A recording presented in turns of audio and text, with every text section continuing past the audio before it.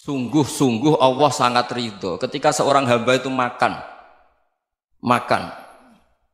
Makan ketika sesuap nasi dia muji Allah, ketika minum seteguk nasi dia muji Allah.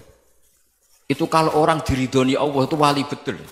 Itu untuk jadi wali itu gampang. Kamu makan ridho, kamu ninjak buminya Allah ridho seneng, kamu hidup keseharian aman seneng. Nah ini supaya sampean kita semua ngaji betapa panduan Rasulullah untuk menggapai ridho Allah itu banyak yang keseharian sekali. Saking kesehariannya banyak dalam hadis dan itu sahih. Nabi menyebut hal-hal yang keseharian. Hatta ma tas'alu fi imra'atika, kamu punya uang kemudian istri kamu bisa makan itu ibadah. Bahkan sebagian ibadah itu dicontohkan Nabi yang akhirnya diprotes sahabat. Yaitu wa fi buti ahadikum sedekah, kamu menggauli istri kamu itu ya sedekah. Sampai sahabat bilang yang benar ya Rasulullah.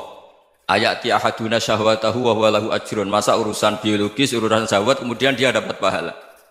Nabi menjawab, alai salawadu'aha fi haramin akana alaihi wisrun. Bagaimana kalau dia meletakkan ke yang tidak benar itu kan dosa. Nah, hal-hal seperti ini yang saya ingin teman-teman semua. Saya juga agak ingin ngaji demi Anda juga agak ingin. Itu dosa sekali ngaji kok pesanan kelompok tertentu itu enggak boleh. Islam itu untuk semua. Jadi ya cuma karena di depan saya jenengan ya seakan-akan jenengan korbannya. Itu ada ilmunya dalam usul fikih itu. Jadi orang itu harus ngaji usul fikih. Nama yang disebut, mungkin Mas Sufyan masih ingat zaman ngaji usul fikih. Nama yang disebut itu tidak jaminan sebagai prioritas perintah. Jadi misalnya gini, kebetulan yang di depan Nabi itu Abu Dzar. Nabi ya bilang, ya Abu Dzarin ini uhibbuka misalnya, atau ya Mu'ad ini uhibbuka, atau ya Abu Hurairah ini uhibbuka misalnya. Banyaklah riwayat yang Nabi nyebut ya Abu Dzarin, ya Mu'ad, ya Abu Hurairah.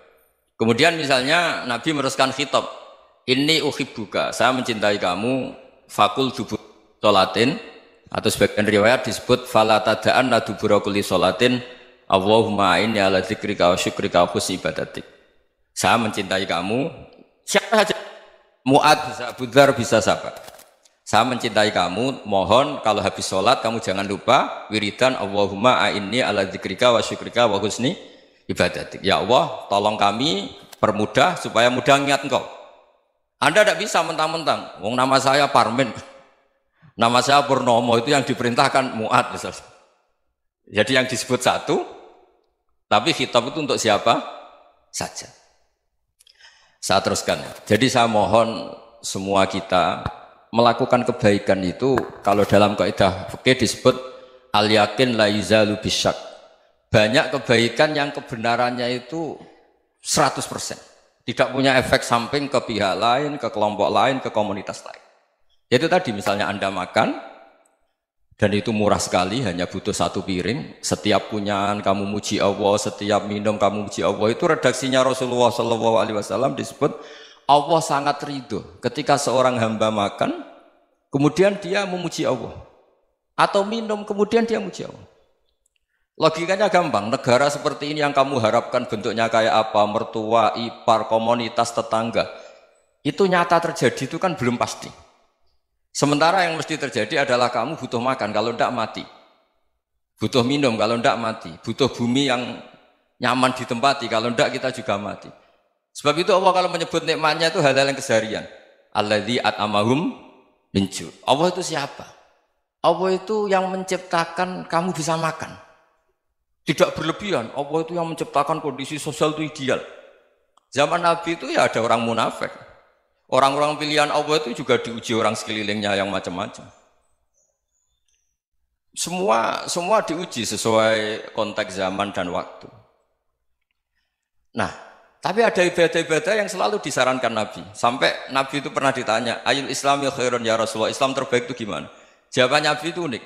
It'amut to'am. Islam terbaik itu ya makan-makan, santai-santai. Ketika Allah menyebut beberapa kebaikan, falak tahamal akobah, wa ma adrokan apa?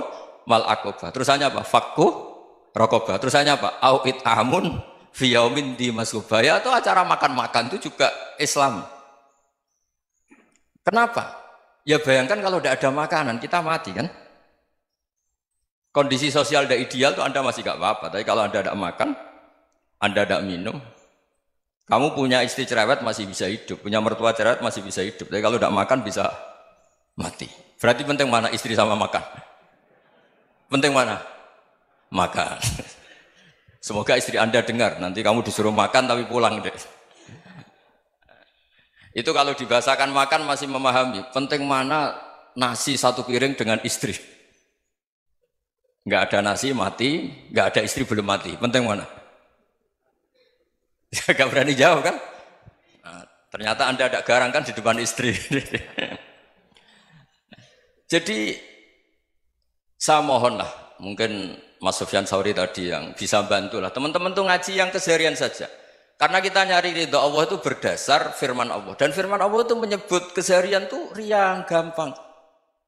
Yaitu tadi misalnya wa min ayatihi manamukum billaili wan nahar. Termasuk ayat-ayat Allah itu kamu tidur. Maka dulu itu ada guyonan, ada tokoh Mu'tazilah, kelompok dalam Islam yang berpikir manusia itu bisa menentukan ikhtiarnya sendiri. Karena saya bisa duduk, ingin berdiri, berdiri. Karena kelompok ini nggak terima kalau semua kehendak Allah, nanti bagaimana kalau semua kehendak Allah kok ada hisab ya, ada sanksi. Lucunya itu dia akhirnya, ini cerita ya, mencintai seorang perempuan, cantik sekali. Dan itu dia menjadi ahli sunnah itu oleh hal-hal yang sepele. Karena istrinya cantik, ya namanya suami istri itu hubungan intim. Terus ditanya, Mas, masih ingin lagi? Masih. Silahkan diulang lagi. Wah ya tidak bisa. Katanya manusia bisa menentukan yang diinginkan. Itu tobat itu. Itu nggak bisa ditobatkan Mas Sufyan Ats-Tsauri. Orang cantik yang mudah nobatkan orang itu orang cantik. Segampang itu. Akhirnya kita tahu, makanya kalau dalam kitab Hikam itu disebut al-aqil mayyakul madza yaf'alu wa hubi wal ghafil mayyakul madza af'al. Orang yang punya akal karena sadar ini wilayah Allah, semua milik Tuhan. Itu dia tiap hari berpikir, besok Allah akan melakukan apa terhadap dunia ini. Kamu merencanakan suatu mau plesir ternyata gempa. Mau wisata ke Rusia ternyata perang. Kamu tidak pernah tahu apa yang akan terjadi besok. Wa ma tadri nafsum madza taksibu ghadan. Tapi anda semua kita ini sering punya jadwal permanen. Makanya saya kalau diundang siapa saja, bisa takdir. Yang jelas Gus ini acara penting. Ya masih acara penting nak pangeran ngersakno piye? Kowe ape dadi pangeran, kamu kok mau jadi Tuhan? Itu kadang ya kiai. Penting Gus acara ini jenengan harus memastikan bisa. Loh kamu itu yang ngajarin tauhid, sesuatu itu biadillah kok bilang-bilang apa pasti. Kalau maksa terus tak tobatkan kamu kata saya. Ya kalau gitu Gus bilang insya Allah. Wah itu hati saya, fisik saya, roh saya sudah bilang insya Allah. Tidak usah kamu latih kata saya. Nah hal-hal tauhid keseharian itu gampang sebetulnya. Wal ghafil yaqulu madza af'al. Tapi orang yang lupa Allah dia setiap hari bilang besok apa? Kita bisa melakukan apa? Seakan-akan dia itu aktor, dia penting, dia subjek permanen, dia. Padahal kita ini hanya objek kehendak Allah Subhanahu wa taala. Karena kita yakin sesuatu yang terjadi di alam raya ini kita tidak bisa apa-apa. Makanya saya sering ngaji, sering bilang saya, ketika Anda mensifati Allah, dia yang menghidupkan. Sudah itu tanamkan, sehingga ketika kita mati, santai saja. Kenapa santai? Allah punya cara menghidupkan kita. Zaman kita hidup juga gak tahu caranya ngelola jantung, ngelola paru-paru. Kamu juga gak tahu ngelola oksigen yang tidak beracun, tidak mengandung polusi. Tahu-tahu hidup. Gak ingin tua ya tahu-tahu tua, gak ingin mati tahu-tahu mati. Selama ini kita hidup juga gak tahu apa sebetulnya. Hanya gaya tok, punya jadwal, punya planning. Kalau kamu bisa menentukan pilihan Anda, pasti Anda istrinya cantik, 4 neriman semua, kona'ah semua. Nyatanya enggak kan? Ada 1 jelek, cerewet. Oh itu kan, nyatanya enggak bisa apa-apa Anda kan? Dan kamu bawa mati lagi. Itu kan, istri Anda juga gitu, punya keinginan, punya suami yang ganteng, yang jabat, yang neriman, yang enggak poligami. Ya enggak kesampaian juga. Kalau kita ngitung tingkat kegagalan kita itu gagal terus. Ya kan? Nah, terus ingat Allah, madza yaf'alu wa hubi. Orang yang punya akal selalu berpikir Allah itu menghendaki apa terhadap saya. Lalu sama-sama orang melihat orang yang serius. Itu kata Anda itu pemikir berat, serius. Senang punya tokoh yang merengut karena kamu anggap serius. Tapi sebagian orang anggap orang yang serius itu wong merengut, wong masam, wong muka kok ditekuk. Jadi sama Itu hati, ya muqallibal qulub tsabbit qalbi ala dinik. Karena kita nggak tahu cara berpikir kita tentang orang lain, tentang sekeliling kita.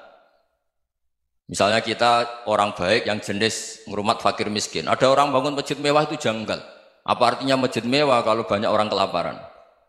Tapi kalau yang jenis pendidikan apa artinya masjid mewah kalau tidak bisa ngaji? Nanti yang jenis infrastruktur apa artinya ini kalau semuanya punya sudut pandang yang berbeda-beda.